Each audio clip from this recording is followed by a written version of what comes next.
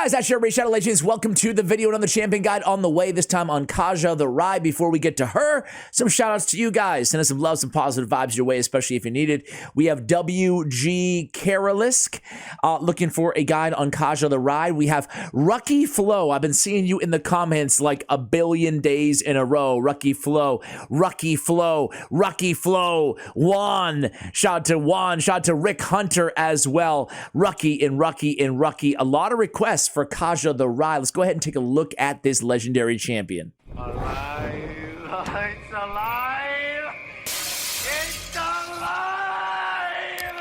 All right, guys, so as I mentioned, she is a Banner Lord, Spirit Affinity legendary champion. I love the aesthetic. Honestly, one of my favorite of the entire last year. I think she was 2023 champion. Man, don't you guys just absolutely love the way that this champion looks? Look at the detail, like on this dress, I guess, right? Really awesome. Kind of that court Jester. I even love the detail of the leggings here, right? Super cool looking champion, right? Really one of my fave designs, honestly, out there. Anyway, she's a legendary support. She's 112 base speed, so a super fast champion. She's pretty tanky too, with 1321 on the defense. On her basic skill, Firecracker attacks one enemy, heals this champion by 10% of their max HP. If any Timits are on the same team, it heals them by the same amount. This is good in self-sustained situations where we're going to actually take a look at her in today's guide. But first, the A2. This always throws me off about KAJA. She's a reviver who has her revive ability on her second active skill, or her second skill, her A2, whereas they're almost always on the last skill. It really bothers me about her kit. Either way, it is an AoE revive on a 4-turn cooldown, which is great. We also get an increased crit rate, increased crit damage. It's a 50% HP and 50% turn meter revive. Again, the fact that it is on a 4-turn makes it really solid. If Timit's on the same team, it revives him with a full turn meter and full HP. And if he's on the same team, it's also going to instantly activate his Kegs of Dread ability. That's his A3, where he can place True Fear on the enemy team and deal a lot of damage as well. So, man, an amazing revival when you factor in having Timit the Fool on the same team. Now, Timit was a previous fusion in the game a while back, so odds are if you have KAJA, maybe you have Timit, maybe you're around playing back then as well. If you do, congrats. If you don't, she's still great on her own. We're going to show you both her with Timit and without in today's video. Fills a turn meter of all allies by 20% on her A3 Royal Flush ability. Also removes 2 random debuffs from each ally. If Timit's on the same team, she's going to fully cleanse everybody on the team. But 2 debuffs is usually going to be enough on that A3, even if Timit's not on the same squad. And then she brings a block debuff for 1 turn. So we have a block debuff, a turn meter fill of 20%, and a 2 cleanse or a full cleanse, depending on if Timit's on the same squad. Really, really good ability here. The only thing that can make this ability better is put that block debuffs for 2 turns instead of 3. But if that was the case, it'd be one of the strongest abilities in the entire game, one of the strongest cleanses in the entire game. All right, on the passive, Dynamic Duo. All turn meter reduction effects are decreased by 50% when used against this champion. It's this nice, strong little passive there, especially in the arena. But if Timit's on the same team, this champion's immune to turn meter reduction effects. And if any enemy tries to decrease this champion's turn meter when Timit's on the same team, it fills this champion's turn meter by the same percentage that would have been lost. Ooh, that's a really nasty little add-on there. If, again, you have a nasty little add-on, excuse me, nasty, huh? If they're on the same team, especially in the arena, right? Armand's comes in there, instead of stealing, he's going to be filling her turn meter, which is really cool. All right, on the aura, speed in all battles by 19%. So in all battles, speed aura as well. Sign me up, KAJA. What a really solid kit. I want to see what hellhades.com ranks her as here. Ooh, a 4.5, a really high score here from Hell Hades. You love to see it. I guess I would probably give her around a 4 personally, you know, like a 90, an A minus, maybe an A, maybe an A plus is the right score. She's very versatile. If you need a cleanser or reviver, you've got KAJA plus the block debuffs. They give her a 5 out of 5 in the arena. I will say she's not end game meta, but she can still be effective. I have seen her here and there, but let's just take a look at her gold 4 live arena use rates. So her pick rate is 1.48%, which again is far off from being a meta champion, but her win rate is pretty solid there. And hey, even people are banning her maybe when she's on the same team picked as Timit, where she can really be a nuisance for the reasons that we spoke about. They give Nether Spider her highest score for Doom Tower bosses, Ice Golem Hard a 4 out of 5, Dragon a 4 out of 5, Ice Golem Normal a 4.5 out of 5, and Doom Tower wave content, Cintranos wave content. That's personally where I use this champion the most on my account in the end game. I would say arena and wave content in anything Cintranos, bosses, you name it. She's actually usable in quite a few areas that I've gotten through thanks to her in Cintranos Hard. Anyway, here's the build that we're going to be using today. Now, this build, sure, it works for PvP. It is a stone skin build, but you can use it anywhere, right? I don't change her build in or out. She's a fairly easy champion to build. There's no need at all for accuracy. We want high HP to get more of a heal out of her A1 ability, of course. But other than that, we really just want her fast, right? Everything she's doing vis-a-vis buffs and turn meter fill and revives. So really, in terms of stat priorities, basically just speed and survivability. So we have 275 on the speed and 77k on the HP. Now, why only 77k on the HP if we're focusing on speed and survivability? Well, I chose to go with high resistance on this build. 686, which, you know, is not the highest, but she's not empowered and she only is only 1 star awakened as well. That all being said, I did go resist on the banner and I went resist on the chest. I've said it here before, but I'll say it again. If you're going to go high resist on any champion, PvP or PvE, it's probably going to be somebody with a cleanse and block debuffs. That way, if everybody else gets CC'd or debuffed in any way, you can cleanse them and then place block debuffs. She will be immune because of her high resist. So because she's a fairly easy champion to build anyway, we only care about speed and survivability, you might as well throw some resistance on her as well. For that reason, I also went down and I picked up Unshakable on some of like the solo-y type content or duo content for KAJA. It could go a bit faster with the War Master. So for PvE, anywhere dungeon related, I think going War Master would be just fine. You don't have to go with the extra Unshakable for the accuracy. Of course, if you didn't, or excuse me, for the resistance, don't need accuracy. Of course, if you didn't want to go that route, if you're like, Ash, I'm cool with the resist, go Timely Intervention. That's definitely going to be the route that you want to go with any reviver when in doubt, right? Increases champion's turn meter by 20% whenever an ally hero drops below 25%. Other than that, we just have some shadow heals, some survivability, basically some rejuvenation as well. All right, so we have Intimidating Presence as a blessing on this champion. I think that's definitely the way to go. If you're going to play her on a heavy shield team, you could go with Emergency Heal as well. However, you know, she doesn't bring a shield in her own kit, so I really do like using her as as a Intimidating Presence champion on your team. Other option might also be, if you want to go a little bit outside the box, you might want to go with Ward of the Fallen, starting each turn with the bone armor. So I think that could be another kind of a little bit outside the box option for you guys. All right, so KAJA the Wry, let's go ahead and run her, guys. We have Righteous gear on for a little bit extra resistance and speed. So let's go in and start out. I don't know, let's start out in Faction Wars, right? We have Bannerlord Crypt open right now.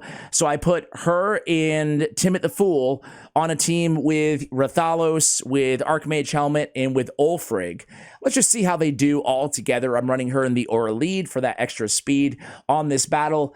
This was basically the most accessible team that I could come up with, but we are running, wait a second here. So Timit the Fool, this is kind of annoying. We didn't look at his kit yet, but he has an extra turn mechanic, and it always happens when KAJA's on the same team. But I want to say that he opened up with the non-extra turn ability, Maybe I saw that there. But either way, he opened up with his he just used his A3, Kegs of Dread. That's the one that instantly activates whenever she revives him. But it's not really ideal because we want him to use that right now and put that True Fear on these annoying, on the annoying Man-Eater here. We don't want Man-Eater to get a turn. Archmage Helmet comes in and lands that stun to make sure that things keep moving here against this wave. So obviously on a team like this, Rathalos will be our main damage dealer. But look at that Kegs of Dread by Timit the Fool. Timit the Fool is really solid. Now, we're talking about the Kegs of Dread ability as A3 with a True Fear. However, his A2, that has a mechanic where it's reducing all the duration of enemy buffs by 3 turns. Super, super strong. You can use it in the arena as well, and it will evade Polymorph. You will not get sheeped on that ability. But KAJA, so far, so good, right? She really hasn't done much in terms of she hadn't had to use a revive. But, hey, that Cleanse and the Block debuff is certainly coming in handy. And you can see, I'm not going to show you, I was going to show you some Doom Tower waves and stuff like that. But with this same exact team, don't change anything about it. I was running floors in their 90s on Doom Tower hard, right? It's just about having the key rolls. What we're missing here is a debuffer to make this run go a little bit faster in terms of the decreased defense in the weekend. But outside of that, we could easily like slot in somebody else for an Ulfrig type role. But outside of that, we have the Reviver, we have the Cleanser, we have the Damage Dealer. Good job, Rathalos, on that last hit, by the way. We have the Control and Damage, kind of the hybrid of Timit the Fool. And you put it all together, we have a really, really solid team. Some control and some buffs, too, from Archmage Helmet, which cannot go unnoticed. So we get that extra turn again off of the A2 from Timit the Fool, and we're about ready to take down the red boss. But the thing about them is like, again, you look at a run like this, you might be thinking, okay, well, solid, I guess. Just faction wars. But it really just goes to show these two champions, Timit and KAJA here, you just put them on a team. And again, these are not like most OP champions. They're not all awakened or anything like that. But man, they just really synergize beautifully. They're everything that you want to see on companion champions in this game is Timit the Fool and KAJA the Wry. What is that? What did I see in this? What did I see? They only targeted Ash's teams in Siege, probably to send a message. No defense 1. These guys are good. Oh no. Shout out to the Siege that we're going against. Who are these guys and why are they so good? Damn it. Oh, I always go to the that little thing. The Devil Wishes. Shout out to the Devil Wishes, even though you took me down. I don't like that. Battle report, quick digression here. I wish they just had a nice, easy battle report, guys, where you could just see everything. You don't have to go to the damn screen. I guess ranking. Whatever. Okay, I digress. I hate that they don't have like a nice, easy preview of everything that's happening with replays and everything. That's what I want someday out of the Siege feature.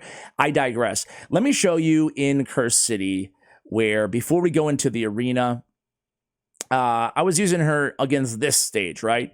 So we don't even need Scrapper on the team, right? Just any DPS in Destroy gear with her can easily solo a Scarab, right? And this is why, you know, you don't always have access to the champions that you're used to in Centranos because of the stage restrictions.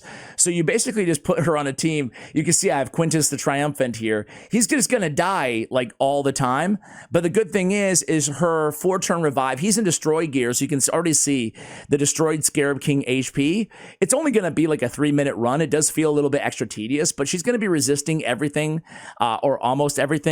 Reviving every 4 turns. She's pretty fast anyway, right?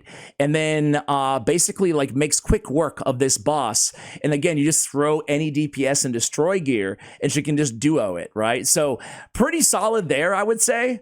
Of course, if you wanted the shield, you could throw on a little blood shield with emergency heal and kind of make this combo a little bit stronger. But yeah, I mean, that's basically it. Quintus just kind of getting the job done just by being revived again and again and again. And keep in mind, on her A1 ability, she's healing herself by 9,700 HP every single time with that A1. So she's able to keep herself alive, even though she's not in regeneration gear. She's not in immortal gear. She's able to heal herself. And this is how you're able to kind of solo and duo content, utilizing a kit like KAJA just off of the A1 alone, which is really handy. I'll come back at the end of this run. We'll try her out in the arena. All right, guys, we should be good on this next one here. One more attack. Don't die. Come on. Come on, Quintus. Get one in. Right there. There it is. All right. So about 3 minutes. Got the job done there. KAJA and Quintus tandem. It's really nice to have that heal again built in with that resist. So we don't even need, we can keep her in our PvP build or our stone skin at the very least, which can obviously come in handy in other areas of the game as well, such as wave content, having those fresh stone skins or that fresh 1 round or turn of stone skin can be helpful obviously in that area as well. Let's go ahead and give her and the Timit the Fool a shot here. Double Nishak team. Well, this is strange. Let's see how we do. Hopefully they don't go first, but I have a bad feeling they will. The good news is we have a cleanser on our squad who will be ready to help us out. So any team like this with a bunch of debuffs, when we have KAJA, we're going to be fine, right? So they come in here, they land a bunch of bombs. They're going to land more bombs with their second Nishak right now. They might even kill our guy. Yep, they do, but it's okay. Again, all this is manageable. We're going to go ahead and revive. I always go again with that A3 ability, but it's the A2. It's the A2 as the revive. So we get turned into a sheep over here. So I'm not loving the 2 bombs on KAJA. I'm not going to lie right now. But we're going to go in with the A2. We're going to take that extra turn, as I said. And hopefully we can end things right now. Is she going to die? I think she's going to die right now. 2 bombs, that's going to hurt. But the good news is we still win in the end.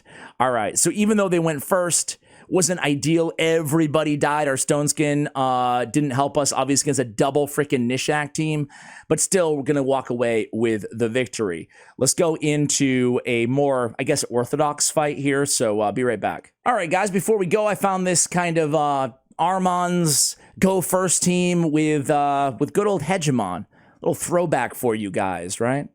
Back when Hegemon was all you saw in the arena. So Hegemon team's not super effective anymore because, yeah, sure, Sun Wukong could get wiped out right now by Foley. Nope. He kind of got screwed over by his partner there, right? I'm actually going to come in here and put the block debuffs up. And then we're going to come in. We're going to take that A2. And then we're going to hopefully at least True Fear everybody. Perfect. So if we had Sun Wukong, it'd be over right now, but he's too busy being a sheep, but that kind of helped us out there as well. But you can see how strong this combo is. And keep in mind, again, it's easy to forget, but keep in mind, she cannot be turn meter. Like, no turn meter, because he's on the same team, Timit, you can't mess with a turn meter. Also, let's see, whenever an enemy tries to successfully activate, whenever an enemy skill successfully activates while they're under Fear or True Fear, it fills Timit's turn meter by 10%. Whenever an enemy skill does not activate, plays a provoke on that enemy if KAJA the Wry is on the same team. That's Timit's passive. So super strong there as well. Let's go in and hopefully end Arbiter before she can get a killer. Oh, come on. Okay, good. Good. There we go. All right. One more for the road, guys. Guys, look at this squad I just found. Look at this squad. The double Armands. Oh, my God. Now, that is dirty. The double Armand Sun Wukong squad. What a team. So they're going to go first. They're going to come in here. Again, look at the turn meter. Nothing's happening there, right? To Armands, it's a great response. Let's go in there and block our debuffs again. They come in there with Sun Wukong. That was unfortunate. Can we get a turn? Can we get... Yes, we sure can. Let's go in A2 and then A3, and hopefully that will be done. It feels like a repeat of the last match with Sheep Wukong over here. But we're going to be good to go again, right? Really nice not having to worry about that turn meter, right? All right, let's see. I don't want to talk a big game quite yet, right? We're still dealing with 2 Armands and a Sun Wukong. It's not over yet there, Ash. All right. Soaking up all these A1s, but Armands, this guy right here is going to be back to his A2 stun right now. We just need a turn. Okay. Ah! All right. Okay, all right. Let's get rid of this. Yep. We don't want the back-to-back turn by Arbiter, though, either. But I think she's... Okay. Let's cleanse away the weekend. Give him a turn. And then let's... I'm not sure if I can kill Arbiter with the A1. But let's try, right? What choice do we have? All right. She has Mentor of Heroes. 1 turn away, I think, on that A3.